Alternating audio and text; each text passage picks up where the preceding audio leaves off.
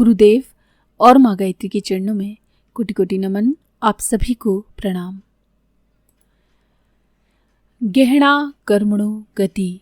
इसके पिछले वीडियो में हमने जाना था कि हमारा अंतर मन ही चित्रगुप्त का कार्य करता है।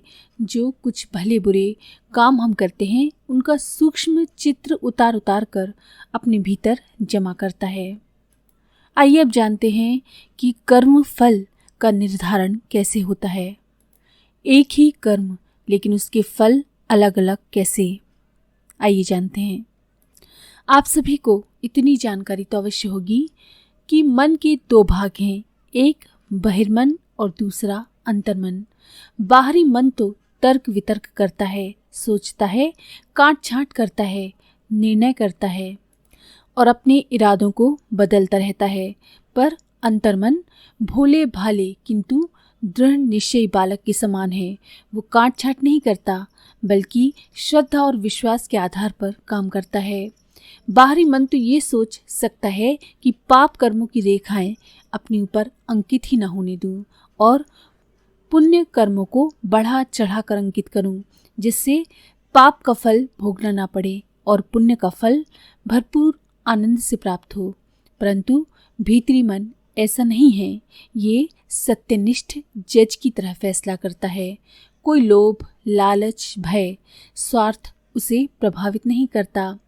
कहा जाता है कि मनुष्य के अंदर एक ईश्वरीय शक्ति रहती है और दूसरी शैतानी।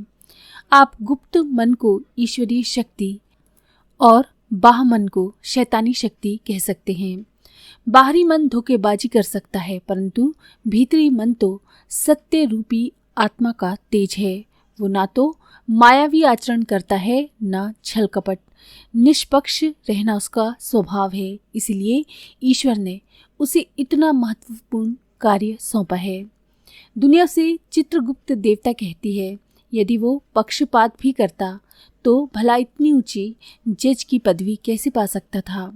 हमारा गुप्त मन खुफिया जासूस की तरह हर घड़ी साथ साथ रहता है और जो भले बुरे काम किए जाते हैं उनको अपनी खुफिया डायरी में दर्ज करता रहता है। बाहरी दुनिया में मुलजिम को सजा दिलाने का काम दो महकमों के अधीन है, एक पुलिस, दूसरा अदालत। पुलिस तो मुजरिम को पकड़ कर ले जाती है और उसके कामों का सबूत एकत्रित करके अदालत के सामने पेश करती है। फिर अदालत का महकमा अपना काम करता है।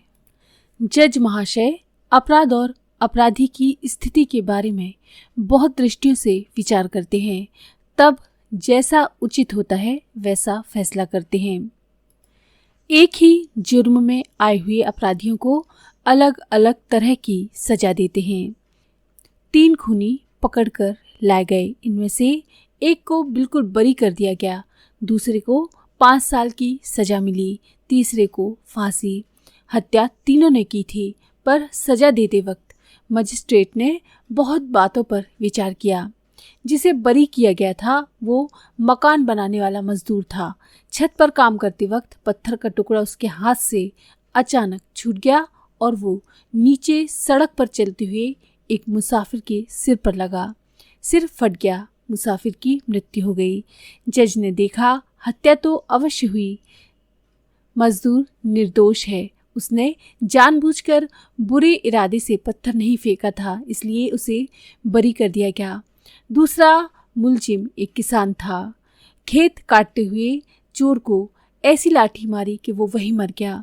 मजिस्ट्रेट ने सोचा चोरी होते देखकर गुस्सा आना स्वाभाविक है, पर किसान की इतनी गलती है कि मामूली अपराध पर इतना नहीं मारना चाहिए था, इसीलिए उसे 5 साल की सजा मिली। तीसरा मुलजिम एक मशहूर डाकू था।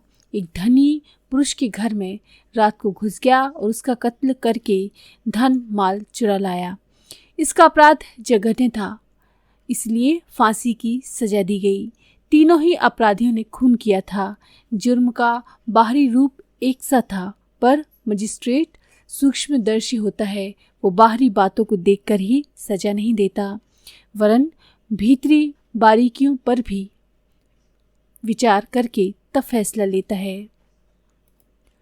भीतरी दुनिया में गुप्त चित्र या चित्रगुप्त पुलिस और अदालत दोनों महकमों का काम स्वयं करता है। यदि पुलिस झूठा सबूत दे दे तो अदालत का फैसला भी अनुचित हो सकता है, परंतु भीतरी दुनिया में ऐसी गड़बड़ी की संभावना नहीं। अंतःकरण सब कुछ जानता है कि ये कर्म किस विचार से, किस इच्छा से, किस परिस्थिति में और क्यों किया गया। वहाँ बाहरी मन को सफाई या बयान देने की जरूरत नहीं पड़ती, क्योंकि गुप्त मन उस बात के संबंध में स्वयं ही पूरी जानकारी रखता है। हम जिस इच्छा से, जिस भावना से जो काम करते हैं, उस इच्छा या भावना से ही पाप पुण्य का नाप होता है।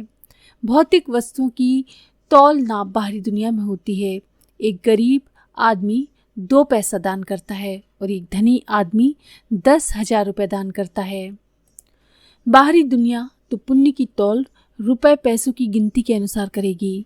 2 पैसे दान करने वाले की ओर कोई आंख उठाकर भी नहीं देखेगा, पर 10,000 रुपये देने वाले की प्रशंसा चारों ओर फैल जाएगी।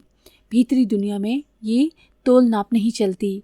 अनाज के दाने अंगोछे में बांधकर गांव की बनिए की दुकान पर चले जाएं तो वो बदले में गुड़ देगा, पर उसी अनाज को इंग्लैंड की राजधानी लंदन में जाकर किसी दुकानदार को दिया जाए तो वो कहेगा, महाशय, इस शहर में अनाज के बदले सौदा नहीं मिलता, यहाँ तो पौंड, शिलिंग, पेंस का सिक्का चलता है। ठीक इसी तरह बाहरी दुनिया में रुपयों की गिनती से, काम के बाहरी फैलाव से, कथा वार्ता से, तीर्थ यात्रा आदि भौतिक चीजों से यश खरीदा जाता है, पर चित्रगुप्त देवता के देश में ये सिक्का नहीं चलता।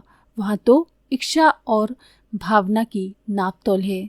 उसी के मुताबिक पाप पुण्य का जमा खर्च किया जाता है। भगवान कृष्ण ने अर्जुन को उकसाकर लाखों आदमियों को महाभारत के युद्ध में मरवा डाला। लाश से भूमि पट गई, खून की नदियां बह गई, फिर भी अर्जुन को कुछ पाप न लगा, क्योंकि हाड़ मांस से बने हुए कितने खिलौने टूट फूट गए। इसका लेखा चित्रगुप्त के दरबार में नहीं रखा गया। भला कोई राजा ये हिसाब रखता है कि मेरे भंडार में से कितने चावल फैल गए? पंच तत्व से बनी हुई नाशवान चीजों की कोई पूछ आत्मा के दरबार में नहीं है। अर्जुन का उद्देश्य पवित्र था। वो पाप को नष्ट करके धर्म की स्थापना करना चाहता था। बस वही इच्छा खुफिया रजिस्टर में दर्ज हो गई। आदमियों के मारे जाने की संख्या का कोई हिसाब नहीं लिखा गया। दुनिया में करोड़पति की बड़ी प्रतिष्ठा है, पर यदि उसका दिल छोटा है तो चित्रगुप्त के दरबार में भिखमंगा शुमार किया जाएगा। दुनिया का भिखमंगा यदि दिल का धनी है तो उसे 1000 बादशाहों का बादशाह गिना जाएगा। इस प्रकार मनुष्य जो भी काम करता है वो किस नियत से कर रहा है, उसकी नियत में भलाई है या बुराई, ये पहले देखा जाएगा।